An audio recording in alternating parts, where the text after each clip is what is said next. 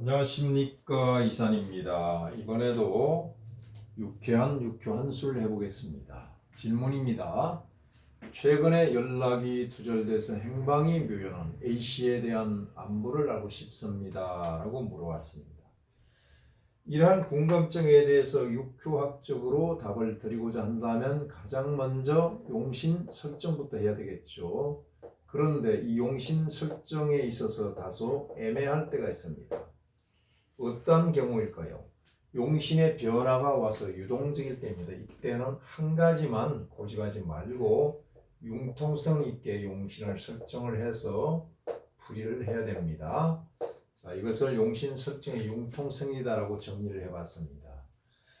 이 융통성은 다시 한번 강조드리지만 용신 설정에 한해야 됩니다. 만약에 이미 설정된 용신을 해석하는 과정에서 융통성 있게 한답시고 용신을 바꿔서 해석을 하게 되면 보기 좋게 빗나갑니다.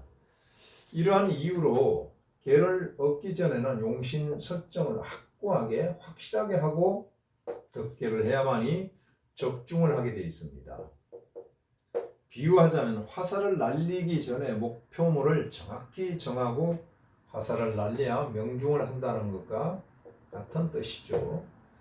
이 육효학은 양자학입니다. 양자는 곧 긴대 기학입니다. 따라서 우주에 정신을 투사할 때 용신이 목표물이 설정이 돼서는 마치 집중 포화를 날리듯이 왕창 쏟아부어야 됩니다. 정신을 투사를 해야만이 적중을 하게 되어 있습니다. 자, 용신의 변화는 어떤 경우일까요?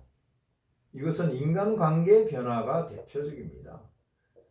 인간이 태어나서 죽을 때까지 죽어서까지 변하지 않은 인연이 있습니다. 육친관계죠. 대표적으로 부모, 자식 간이 될 것이고 또 형제, 자매도 여기에 들어가겠죠. 이런 경우는 암만 사이가 안 좋아서 지지고 볶고 싸우고 떨어져서 원수처럼 살아도 이 관계 변화는 없습니다. 육친관계 준해서 용신을 설정해서 판단하는 그만입니다. 그런데 사회에서 만난 2차적인 인간관계는 변화가 있습니다. 대표적으로 남남이 만나서 가족을 이루는 부부죠. 부부 사이죠. 부부 사이는 무촌이라고 할 정도로 헤어지면 남이 되는 겁니다.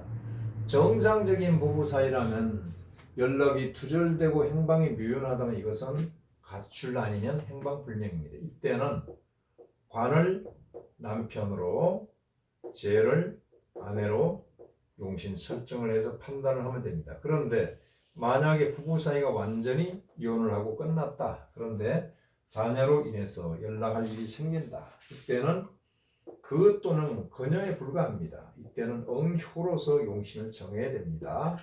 이와 유사한 관계가 연인 관계입니다. 연인이 사이좋게 지내는 사이라면 부부에 준해서 판단을 하면 되고 그렇지 않으면 그 또는 그녀다. 또 사회에서 많은 친구, 동료가 있죠. 오늘의 친구, 동료가 내일의 원수가 된다는 말이 있듯이 현재 끈끈한 우정을 나누고 있다면 형효로서 용신을 정해서 판단을 하면 되겠지만은 이미 등을 돌리고 원수처럼 지낸다 그러면 그 또는 그녀일 뿐입니다. 이때는 응효로서 용신을 설정해서 판단을 한다라고 했습니다. 자, 그러면 질문에서 보면 어떨까요? 질문을 보게 되면 연락이 두절됐습니다. 연락이 두절됐다는 것은 전화를 하지도 않고 전화를 받지도 않는다. 또 문자도 마찬가지다. 두절된 거죠, 완전히.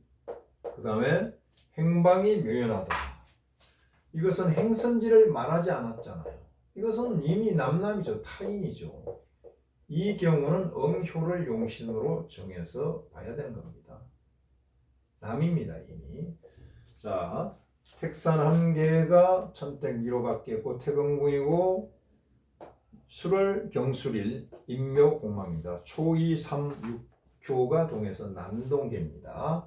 그런데 이 질문을 한 사람 누구일까요? 용신은 응효입니다. 용신은 응효, 그 또는 그녀가 되는 거. 질문을 한 사람은 새입니다. 이 두 가지를 살펴서 봐야 되겠죠. 이 새가 착한 사람이네. 안부를 물어봤잖아. 안부는 뭡니까? 대표적으로 잘 한마디로 뚝 잘라서 얘기한다면 잘 있는지 건강하게. 두 번째 어디에 가 있는지 육하 원칙에 따르겠지만 그 다음에 그의 생각은 어떠한지 나에 대한 생각 그가 가지고 있는 생각. 자, 음효를 통해서 잘 있는지 한번 보자고요. 자, 미토가 용신입니다. 육효 미토가 용신인데 술월에 같은 토죠. 이렇게 왕합니다. 이것을 왕기를 띈다고 하죠. 술일진에 어떻습니까? 같은 토니까 강합니다. 자, 이것을 왕강이다라고 분명히 구분을 해야 됩니다. 월의 힘을 받으면 왕이고 일진의 힘을 받으면 강이다. 이 용어의 구분을 분명히 하시기 바랍니다. 명리에서 마찬가지입니다. 그러면 왕강하게 있으니까 잘 있는 거죠. 그런데 여기가 동에서 술토로 나아가는 진신이 됐습니다. 진신이면 당당하게 힘있게 나아간 거죠. 그러면 더욱 잘 있다. 아주 잘 있다. 이런 뜻입니다. 여기는 해결이 됐죠. 어디로 갔을까요? 용신이 안전효가 어디에 있나? 이것을 봐야 되는데 4개에 있으면 인근에 있다고 봐야 됩니다. 국내에 있다, 동네에 있다. 4개에 있으면 멀리 갔다라고 봐야 됩니다. 멀리 갔다. 자, 여기서 보면 육효에 있죠. 육효. 끝자락에 있습니다. 그리고 방향을 보면 미토입니다. 미토에서 술토 방향에 옮기는데 미토를 착상을 해서 보면 서남방이 되죠. 서남방이고 국토의 끝자락이니까 서남방 남쪽으로 갔으니까 여수부터 부산까지 해안선 벨트를 우리는 짐작할 수가 있죠. 그런데 이 개를 보게 되면요. 외국으로 갔을 가능성이 높습니다. 완전히 끝에 가 있죠. 자, 동남아 방향을 볼 수가 있고 일본으로 갔으면 일본 남부 지역이다, 남부 지방이다 라고 할 수가 있죠. 자, 어디로 갔냐? 이것은 일본으로 간다는 언지를 살짝 받은 적이 있답니다. 그래서 일본으로 갔다라고 볼 수가 있죠. 생각은 어떨까? 나에 대한 생각, 그의 생각. 나에 대해서는 어떻게 생각할까? 이것은 내가 새가 신금에 앉아 있는데 응효 용신이 미토에 앉아서 이렇게 투생금을 하고 있으나 나쁜 감정은 없는 거죠. 연락만 두절시켰다. 이런 뜻입니다. 그러면 응효의 생각은 무엇일까요? 자, 2가지 면에서 봐야 됩니다. 개가 난동개입니다. 게다가 문서가 많습니다. 여기 미토문서, 동에서 술토문서, 초에서 진토문서, 새가 동에서 축토문서, 월도문서, 일도문서입니다. 문서는 뭡니까? 생각이나 계획인데 번뇌가 많은 거죠. 번잡한 생각이 있습니다. 생각이 아주 많다. 그런데 효가 용신이 진신으로 나갔으니까 진취적인 생각을 하고 있네요. 진취적인 생각을 하고 있는 사람이다. 오무도 당당하게 진신으로 나갔다. 즉 성취를 하고자 하는 바가 있다. 성취하고자 하는 바는 뭘까? 하고자 하는 바는 목표가 무엇일까요? 바로 미토는 재고입니다. 재물 창고란 말이에요. 이 창고에다가 돈을 쌓기 위해서 즉 돈 벌러 간 거다라고 볼 수가 있죠. 이 개를 보게 되면 경제적인 환경이 어떨까요? 형효가 동했잖아요. 형효가 동하고 문부가 토가 신금형을 동했는데 형도 동해서 이렇게 해두생을 받은 형이 난동을 하게 되면 재를 치니까 경제적인 환경이 그다지 좋지가 않다. 재효는 언복되고 공망이란 말이야. 묘수로 묶여 있고, 자 월의 묘술합, 일진의 묘술합 묶여 있기 때문에 힘도 없고 공망이고 완전히 진공이죠. 경제적인 환경이 안 좋은 상황으로 나오잖아요. 그리고 이 용신은 대단히 욕심이 있는 거죠.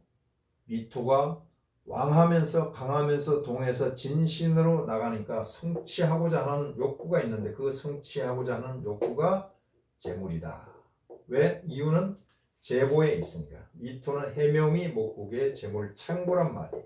재물 창고가 움직였으니까 이 사람은 돈을 왕창 벌고 싶은 욕구가 있어서 서남방으로 일본 남부 지역으로 움직였다라고 판단을 하고 현재 잘 있다라고 결론을 낼 수가 있습니다. 자, 여기까지 육효 한수 풀이를 마치겠습니다. 감사합니다.